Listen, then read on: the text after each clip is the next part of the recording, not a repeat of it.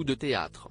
Ce vendredi 19 janvier, The Daily Mail a révélé que le prince Harry avait décidé d'abandonner ses poursuites contre le tabloïd britannique Mail on Sunday.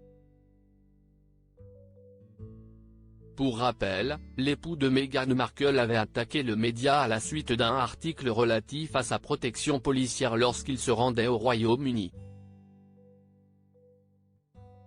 Le frère du prince William avait donc déposé une requête qui lui aurait permis de régler cette affaire sans passer par un procès, mais la justice l'a rejeté en fin d'année 2023 et il avait été contraint à payer une grosse amende. Le fils de Charles III devait donc se rendre devant la justice, mais au lieu de cela, Harry a jeté l'éponge et ses avocats ont informé la haute cour à 10 h du matin qu'il abandonnait l'affaire, peut-on lire dans les colonnes de The Daily Mail.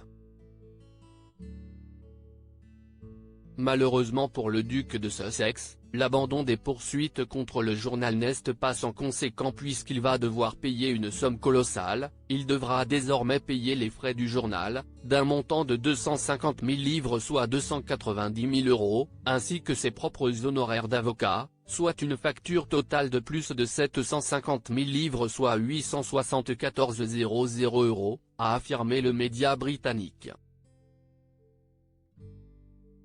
Supérieur à Prince Harry et Camilla, retour en images sur une relation mouvementée et Prince Harry, son autre bras de fer avec la justice britannique. L'année 2023 aura été marquée par plusieurs batailles juridiques pour le prince Harry.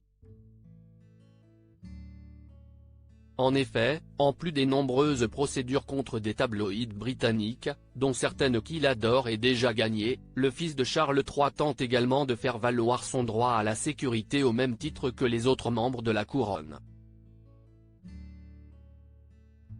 Le père d'Archie et Lilibet avait demandé à pouvoir bénéficier d'une protection policière, en payant avec ses fonds personnels, lorsqu'il se trouve au Royaume-Uni, mais cette demande avait été rejetée par la justice en mai 2023. Le 5 décembre dernier, une nouvelle audience s'est ouverte pour cette affaire et le prince Harry avait alors fait des révélations fracassantes au sujet de son départ du Royaume-Uni, en 2020.